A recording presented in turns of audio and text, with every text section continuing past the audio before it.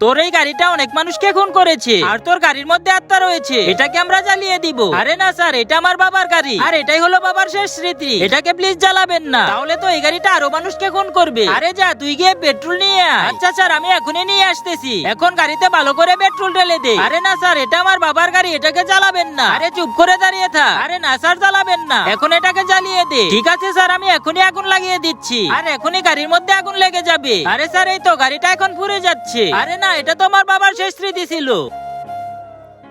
আরে এই তো গাড়িটা চলে শেষ হয়ে গেছে। আরে এসব আবার কি হচ্ছে? তার আগে আমি দেখবো তুমি আল্লাহকে নাকি শয়তানকে বেশি ভালোবাসো। আল্লাহকে ভালোবাসলে ভিডিওতে লাইক করে চ্যানেলটি সাবস্ক্রাইব করে দাও, আর কমেন্টে আল্লাহ নামটি লিখে যাও। আর শয়তানকে ভালোবাসলে লাইক কমেন্ট করার দরকার নেই। গাড়িটা দেখছি নিজে থেকে ঠিক হয়ে যাচ্ছে, কিন্তু এটা কিভাবে হতে পারে? আরে গাড়িটা দেখছি একদম আবার আগের মতো হয়ে গেছে, কিন্তু এটা কিভাবে সম্ভব? আর গাড়িটা দেখছি নিজে নিজে চলতে শুরু করেছে। আরে এই গাড়িটা আবার কোথায় যাচ্ছে? পার্ট 2 দেখতে চাইলে লাইক কমেন্ট করে দাও।